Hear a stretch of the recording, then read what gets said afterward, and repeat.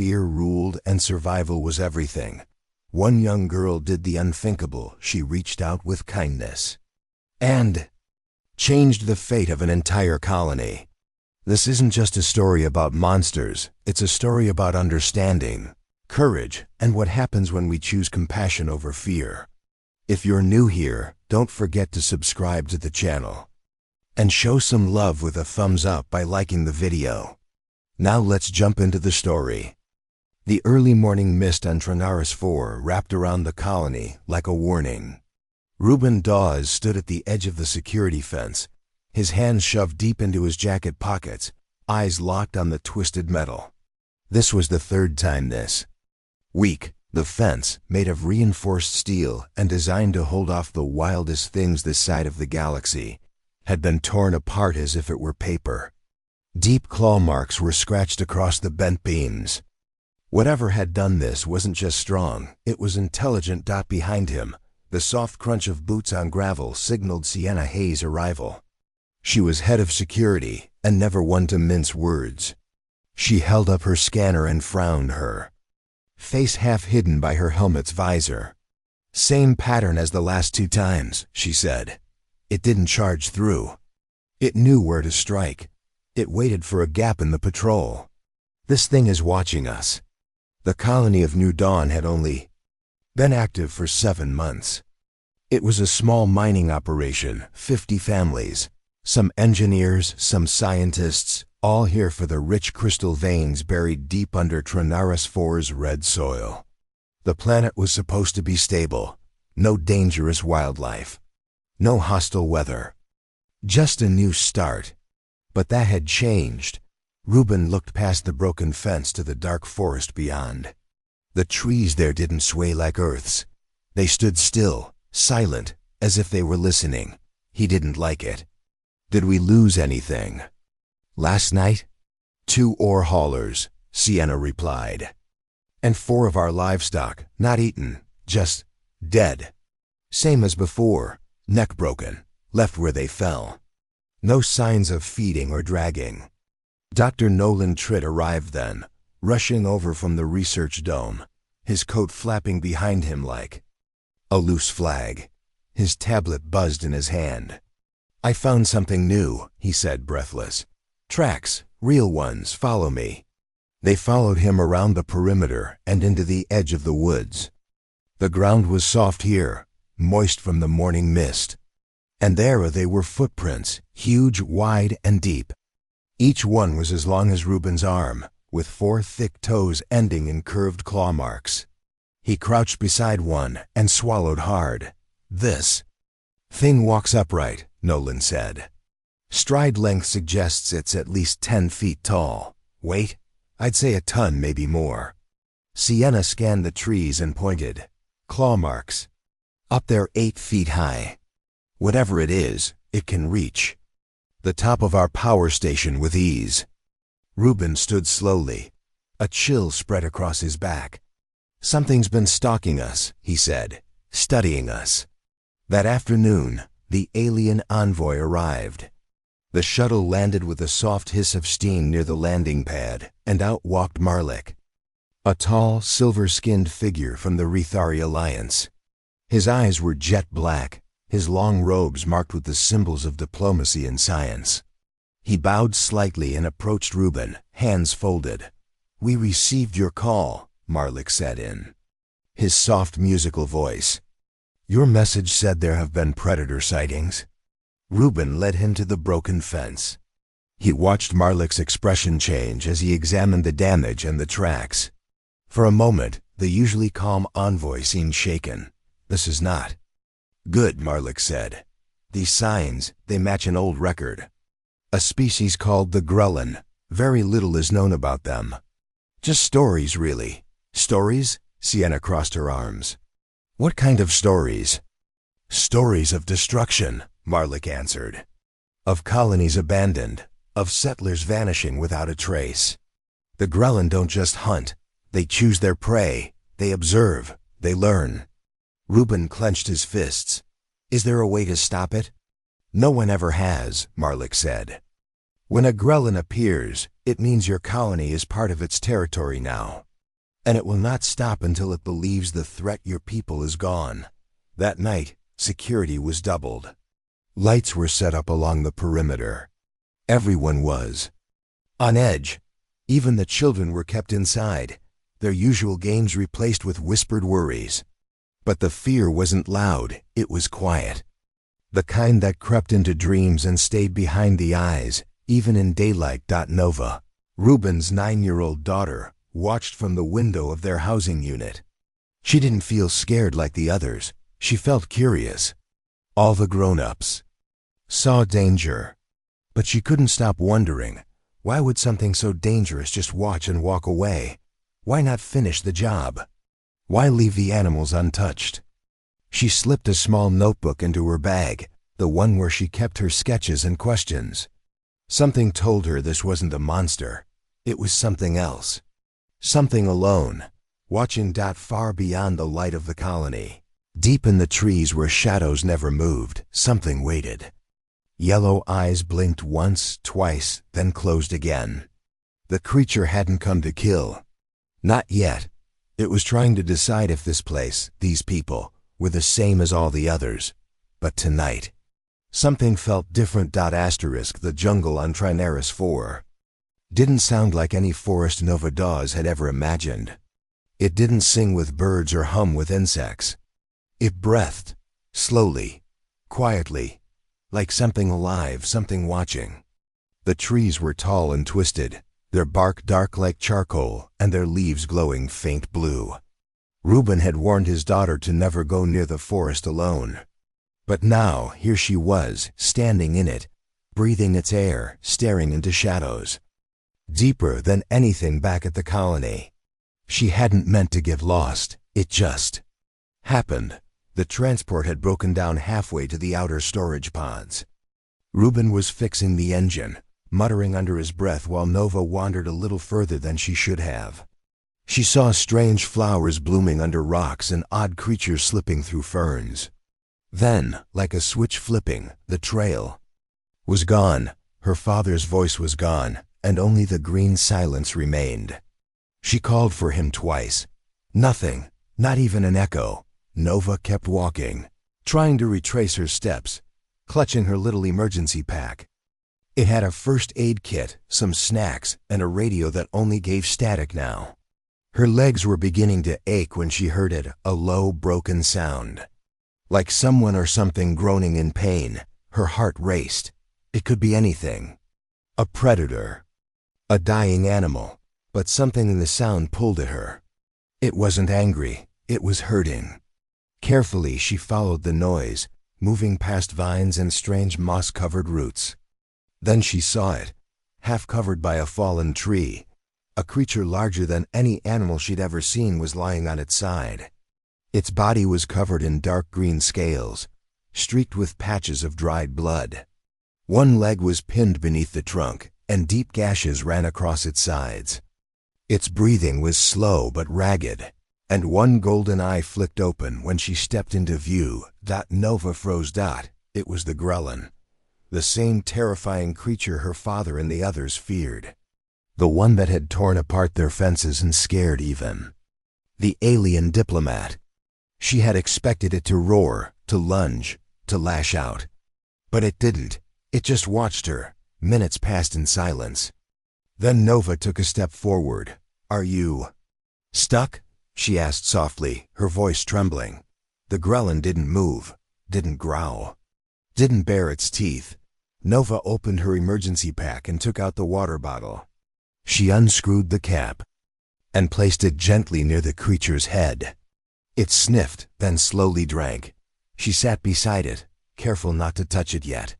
She could see now how bad the injuries were. Blood oozed from under the tree.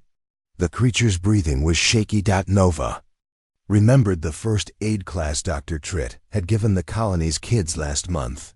She knew how to clean cuts, knew how to wrap bandages. So that's what she did.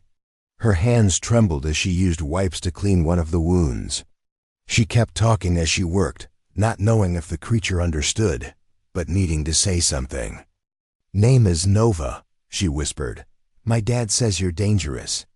But I don't think you are. The grelin blinked again.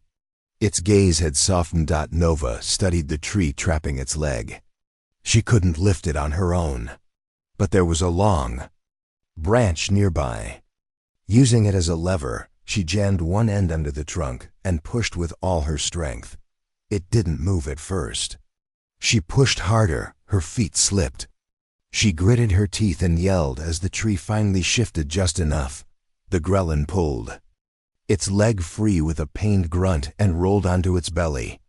It stood, slowly, limping, towering above her. Nova stepped back instinctively. They looked at each other. A 9-year-old human and a legendary predator. Then the grelin did something that made Nova blink in shock. It lowered its head toward her, not in submission, but something like gratitude.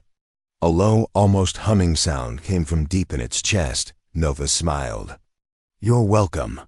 The walk back to the colony wasn't exactly quiet.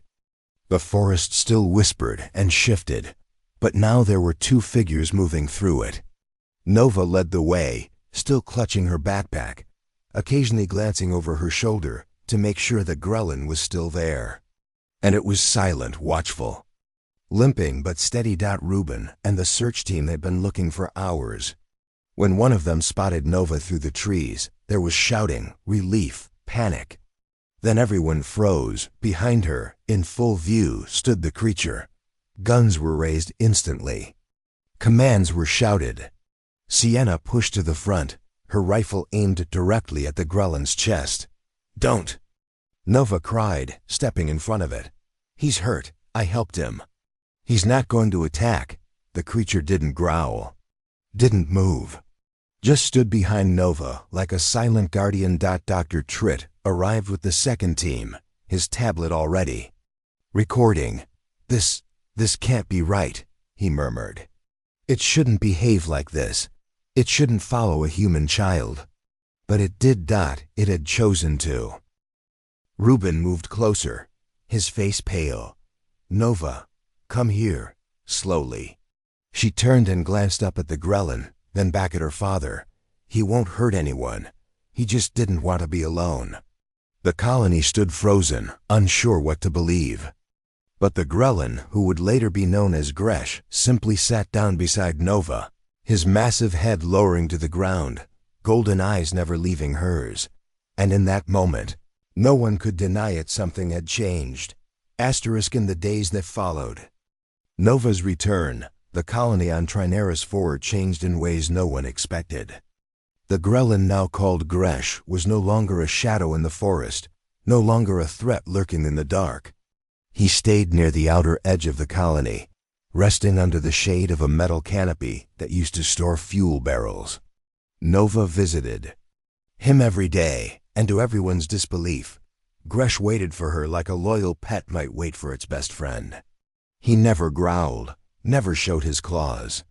He just watched and listened. At first, most colonists stayed far away. Some stared through windows.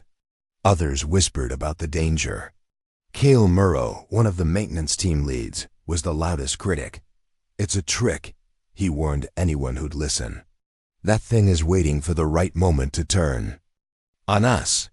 His opinion gained support quickly, especially from those with children or those who had lost livestock in earlier attacks. They didn't care if the creature was quiet now. They remembered what it had done before. Reuben, torn between protecting his people and believing in his daughter, held meetings with the senior staff. Dr. Tritt insisted that Gresh was showing signs of emotional intelligence. "He's not just reacting," he said, reviewing his data. "He's thinking, choosing. He interacts differently with Nova than with anyone else. That means something." Despite the fear, Reuben allowed Gresh to stay. He set up a safety perimeter around the old storage lot and assigned guards to monitor everything. Gresh never crossed the line, not once. Each day, Nova taught him new things, gestures, simple commands, even games. When she tossed a ball, he would clumsily bat it back with a gentle nudge of his massive claw. She read him stories, and sometimes he would make low humming sounds, almost like he was trying to respond. Word of the peaceful Grelin spread beyond the colony. Researchers from other systems sent messages. Some offered equipment.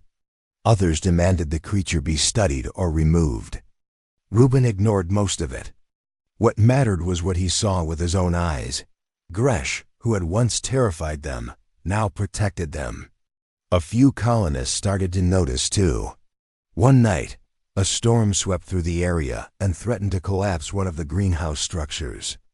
Before anyone could react, Gresh had moved to shield it with his body, holding a support beam steady with one giant arm until help arrived. Sienna Hay, who had once aimed a rifle at him without blinking, was now observing from a distance. She still didn't trust him, but she was starting to question what she believed. "He's not acting like a beast," she told Reuben during a morning patrol. "He's acting like a soldier, a guardian." Cale wasn't convinced. When a shipment of mining tools went missing from the supply shed, he blamed Gresh without evidence. What else could move that much equipment without being seen? He shouted during a colony meeting, "What if it's stockpiling? What if we're feeding it just to get eaten later?" But the tools were found 2 days later, left behind near a rockslide site, right where a group of colonists had almost gone. Missing. It seemed Gresh had moved them out of danger before anyone even knew the ground was unstable. Still, the doubts remained. Old fears don't disappear overnight. Then the real test came. Late one afternoon, alarms rang out across the colony. 3 small ships approached from orbit, fast and low. Reuben and Sienna recognized the design at once. Raiders, pirates, the Crimson Stride. They had attacked other colonies before, stealing tech, killing settlers, leaving nothing behind but smoke. The colony's defenses were basic. The shields were old, the security team limited. Reuben ordered an evacuation to the underground shelters. Children and non-essential workers were rushed below. But the first blast hit the communications tower before anyone could call for help. The second struck the storage dome, exploding in fire and smoke. While the colony scrambled, Gresh stood. His golden eyes scanned the sky. Nova, caught in the chaos, ran toward her father, but a second blast sent her tumbling. Gresh was already moving. He reached her before anyone else, scooping her into his arm and rushing her behind a stack of metal crates. When she opened her eyes, he was shielding her with his body. Growling low and dangerous, then he leapt. The raiders never expected a creature to attack from the ground. Gresh launched himself at the closest ship mid-hover, his claws tearing through the hull like paper. The ship spun and exploded in midair. The second ship tried to back away, but Gresh was faster. With a howl that shook the walls of the colony, he brought it down with a single crushing blow to the engine bay. The third ship fired on him directly, but he moved between the blasts, fast as lightning, closing the distance and slamming his full weight into the cockpit. It dropped like a stone. The entire battle took less than 10 minutes. When it was over, smoke drifted across the sky and the smell of scorched metal hung in the air. But the colony was still standing. No colonists had died. No children had been hurt. Gresh returned to where Nova sat, unharmed but shaken. He crouched low beside her, eyes calm again. She placed a hand on his snout and whispered, "Thank you." Around them, the colonists began to emerge. Some stared. Others gasped, but no one raised a weapon. They had all seen what he did, not out of rage, not out of instinct, but choice. Gresh had chosen to protect, and in that moment, even Cale didn't have a word to say. 2 weeks after the raid, the colony of New Dawn felt different. The broken towers had been rebuilt, the panic had faded, and talk of leaving the planet had stopped completely. Everyone knew why. It wasn't just luck that had saved them. It wasn't their old defense grid or the security patrols. It was Gresh. The same creature they once feared had become the reason they were still alive. People began to visit him. More often, some to bring him food, others just to sit nearby and watch. The children were the bravest. They talked to him like he was just another adult. laughing when he tried to copy their words or chase their thrown balls with his huge claws. Gresh, once the silent shadow, now joined them in their games. One morning, a new ship landed outside the colony, larger than any before it. It was a science vessel from the United Settlements Council, carrying Commander Hero Lan and a team of researchers. The crew stepped out in silver uniforms, eyes wide as they saw the Grelin lying peacefully next to the colony's main tower. His massive body curled like a sleeping dog beside Nova and two other children. Hero introduced himself to Ruben with a firm handshake and an even firmer tone. "We've studied reports of Grelin behavior for decades," he said. "They don't live near settlements. They destroy them. So what I'm seeing here doesn't make any sense." Ruben led Hero to Dr. Tritt, who had nearly filled a small library with notes and recordings. Every chart, every video clip told the same story. Gresh was changing. Not because someone had trained him, but because someone had cared. Tritt explained how Nova's early act of kindness had triggered something more powerful than fear connection. "We think the Grelin were never meant to be alone," Tritt said. "Their rage, their attacks, they might all come from that loneliness." Hero wasn't easy to convince. His team ran scans, took samples, and watched Gresh for hours. But nothing they saw matched the stories they'd always believed. Gresh didn't just respond to commands, he learned. He copied behaviors. He protected. When one of the scientists tripped and fell near a damaged panel, Gresh was the first to react, lifting the metal beam as carefully as a construction bot. That same evening, another Grelin arrived. It was taller, with black-green scales and glowing red eyes. The colony went still. Weapons were raised again. But Gresh didn't move to fight. He stood, made a strange humming sound, and walked toward the newcomer. They touched foreheads. The other Grelin, this one later named Vela, seemed to understand. She didn't attack, she sat. And soon, Nova was sitting beside both of them, drawing shapes in the dirt and explaining the rules to a simple card game. Hero watched from a distance, stunned.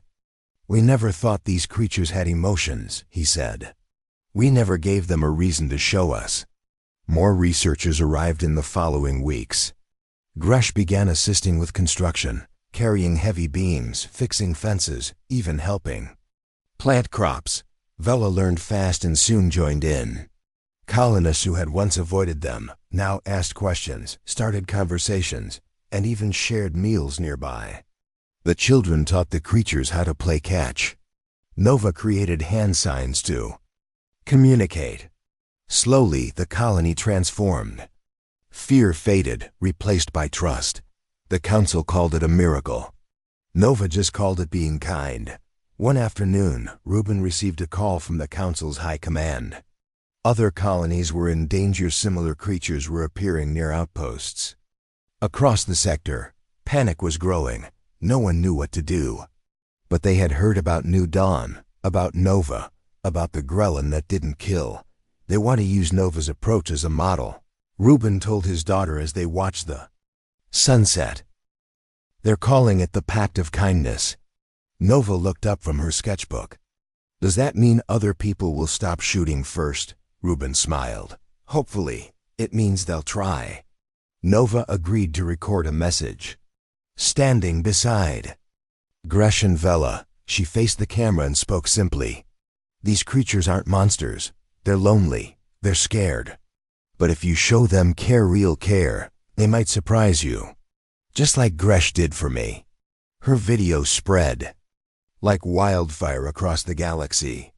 Colonies began trying the Nova Protocol, which involved approaching with no weapons, offering food, using calm voices, and above all showing respect. In time, more Grelin began to respond. Some left. Some stayed. Some helped the colony. On Trinaris 4 became more than just a mining outpost. It became a school for peace, a meeting place between species. Nova taught daily classes on communication and trust. Gresh often sat behind her, humming softly while she spoke. Vela helped build a greenhouse. Another Grelin joined soon after, one saved by a young boy on another planet using Nova's methods. Commander Hero sent word that the Council had officially renamed the protocol. It would now be known as the Pact of Kindness in honor of the girl who started it all. That night, as stars blinked above and the jungle sighed in sleep, Nova sat beside Gresh once more. She leaned her head against his warm side, feeling the slow rhythm of his breath. "You saved us," she whispered. "Not just from the raiders, but from ourselves." Gresh said nothing, but he rumbled low and calm. It was the sound of peace, and far away, in a colony once full of fear, a child played fetch with a creature once feared across the stars. The galaxy had changed. And it all started because one little girl saw past the claws and chose kindness.